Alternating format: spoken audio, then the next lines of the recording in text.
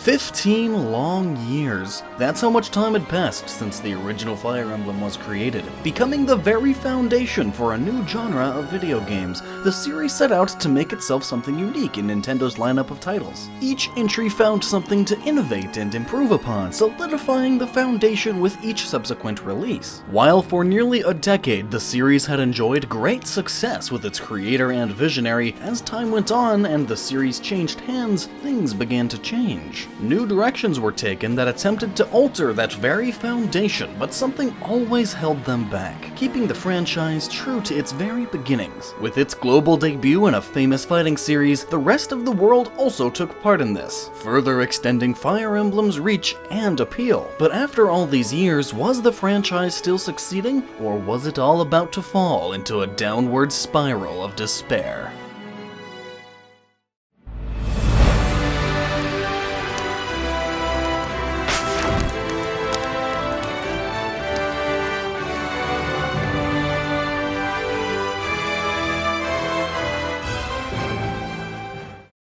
After the release of Fire Emblem The Sacred Stones, many fans and critics began to complain about the series' lack of innovation. Every entry in the series' Game Boy Advance era felt remarkably similar to each other, for better or worse, and because of this, it seemed that interest in the franchise was waning once again. Luckily enough for fans of the series and newcomers alike, when Sacred Stones was announced, a second Fire Emblem game was revealed along with it. Intelligent Systems decided that they should bring the series to home consoles once again, to the GameCube to be specific. They felt that this would be the shot in the arm the series needed so desperately, while also giving them room to try things the series had never done before. They would call it Fire Emblem Soen no Kiseki, or Fire Emblem Path of Radiance worldwide. Releasing in 2005, Path of Radiance changed many aspects of the Fire Emblem series. For one, the power of the console allowed the franchise to fully enter the third dimension, with 3D character models and environments spread throughout. Path of Radiance also had the series' first real cutscenes, fully animated by Japanese animation house Digital Foundry. But these would never have worked without introducing voice acting into the foray. For the past 8 Fire Emblem titles, dialogue had always been text-based. There was something missing. Voice acting was it. Path of Radiance even featured the franchise's first vocal song, Life Returns, which was of course provided by the series' iconic composer, Yuka Sugiyoko. All of this combined helped to create a fantastic Fire Emblem game, but there's still so much more to it than that. Path of Radiance's story takes place on the continent of Teleus, yet another land that is separated from the whole of Fire Emblem lore. Unlike previous entries, however, Path of Radiance doesn't follow a lord as its main character, but a mercenary. Ike was his name, and what Roy of the Binding Blade was originally called. His adventure begins with his entrance into the Grail Mercenaries, a company of mercenaries led by his father, Grail. For a time, they operate normally within the borders of Crimea, a nation of humans that just rests north of Gallia, a state comprised of a new race to the Fire Emblem series called the Laguz, humanoids capable of transforming into animals. All seems well for a time until the neighboring kingdom of Dane invades. Soon after, Ike comes across an unconscious woman in a forest that turns out to be the princess of Crimea, Ilincia. Escaping to Gallia and losing his father to the Dane general, the Black Knight, in the process, Ike must now gather an army of his own to take back Crimea and defeat Ashnard, King of Dane. Interestingly enough, Path of Radiance had one overarching theme throughout: racism. Before, all of the squabbles in the Fire Emblem series were against nations of the same race, but this time there were the Laguz, and the nation of Danes, Birak, who were always at each other's throats. It was up to Ike to break these long-held grievances and pull the world together to fight their true enemy, Ashnard. But as with everything up until this point, Path of Radiance tried its best to tweak the gameplay to its own liking. The new races were the first concept to take center stage. In battle, the Laguz changelings had the ability to transform into various animals, from tigers to hawks. After their transformation gauge was filled, they would turn into their animal selves, losing the ability to use standard swords, axes, and armaments while switching to their more animalistic ones like claws and beaks. Other slight additions to how you changed classes and leveled up were also made, letting characters automatically change classes classes at level 21 and awarding bonus experience depending on how well you did in a chapter. The skill system along with this was created anew, with each character having a capacity gauge that allows for mastery of skills. The space of the capacity gauge varies between classes and characters, and any unit could learn any skill, although with some exceptions. Path of Radiance introduced weapon forging to the series, letting you improve weapons, change their colors, and even give them a unique name. The support system also made a comeback, but not in the way it had previously been portrayed. Support level used to be raised by putting units next to each other. However, Path of Radiance altered this by having it be determined by the number of battles two units had been in together. Conversations took place at Ike's home base between battles and now had a secondary version instead of just the standard support-based ones. These new info conversations provided crucial hints on the story ahead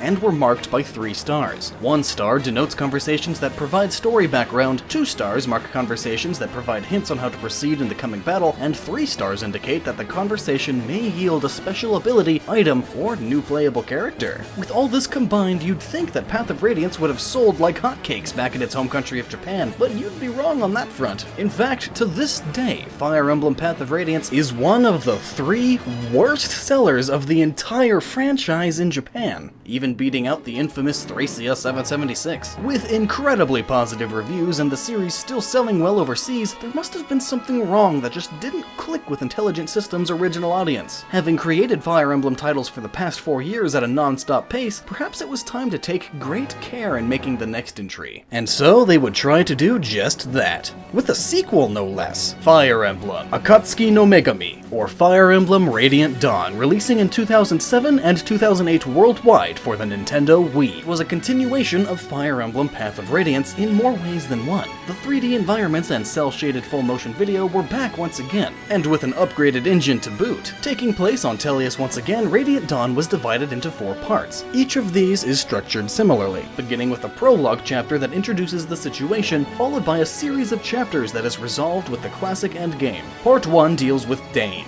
a nation in shambles due to its war with the world, with many of its people being oppressed by the occupying forces of the Begnian Empire. This is where the game's new protagonist, Micaiah, comes in, who, along with her Dawn Brigade, set out to liberate the country from tyranny. Subsequent parts involve Valencia and the state of Crimea, the return of Ike and the Grail Mercenaries, and of course a finale that brings a close to the Tellius series as a whole. With a deep story just like its predecessor, there was much to love about this new entry. However, what truly helped it further stand out from the Fire Emblem crowd was its exploration of the aftermath of a war, and how the winners don't always come out on top. There was no true victor in this conflict, only casualties, which made for a thought-provoking journey that truly fit in with the Fire Emblem ethos that had been held up throughout the years. However, combat was still the same as ever, but what they didn't change, they refined. Human characters could now promote twice, resulting in 3 tiers of character classes, with the third being incredibly powerful. Each has access to their class's occult or ultimate skill, which further increases their usefulness. The Lagoos from Path of Radiance also made a return. Now they can use a new weapon called Strike to counterattack their foes, although they would be relatively weak in this state. A new Lagoos tribe in turn was also created, called the Hatari,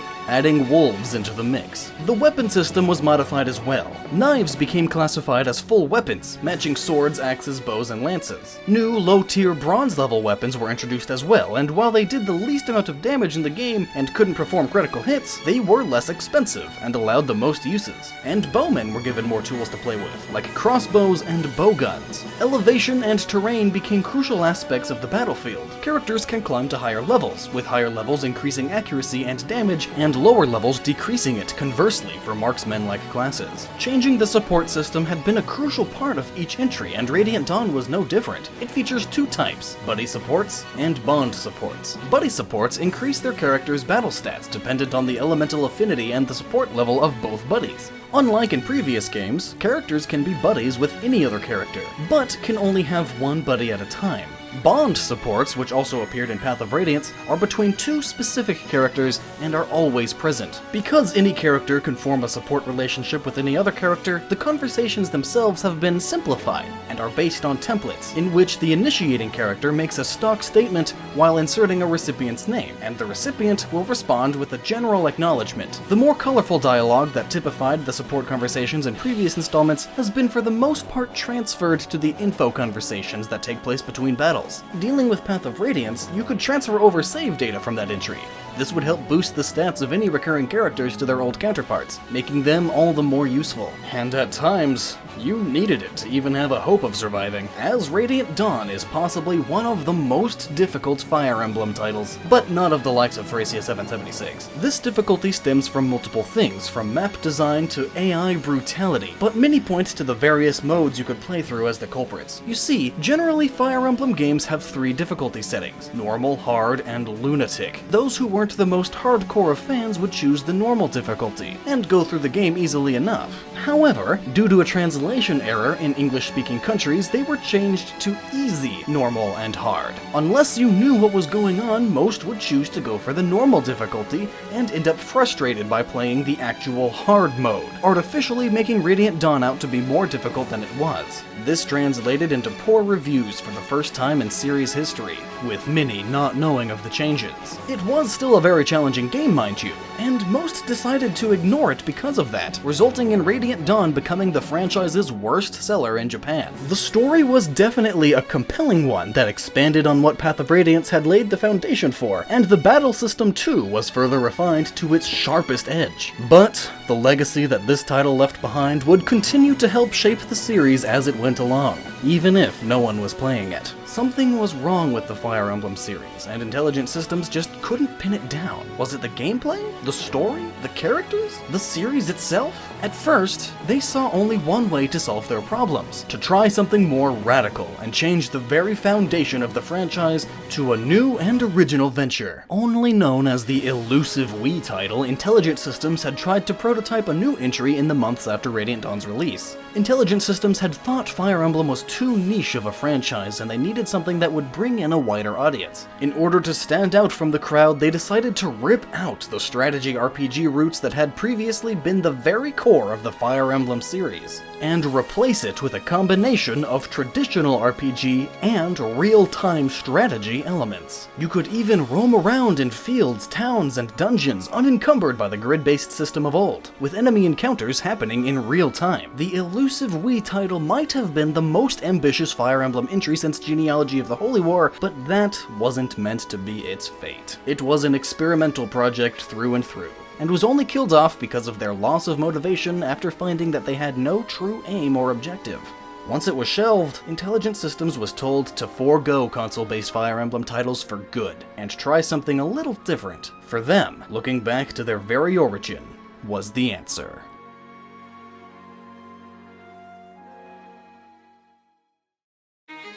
Hello dear viewer, and thank you for watching another episode of Chronicles. If you enjoyed hearing about the origins of Fire Emblem, be sure to leave a like and subscribe for something new every week. But who am I? Well, I'm Lockstin, the main voice of Chronicles of Gaming. If you want to learn more about gaming with theories and reviews alike, then check out my channel here for more. So how do you feel about Fire Emblem's return to console? Do you think they should have stayed, or did they make the right choice in returning to handhelds? Along with this, what are your thoughts on the very elusive Wii title? Chris and I would love to hear what you have to say in the comments below. Don't forget to check out our website where you can read scripts for the latest episodes a week early, and a big thank you to various Fire Emblem wikis for helping us find the research that is much needed for this series. Anyway, that's it for us. Don't forget to stay awesome and continue that thirst for knowledge.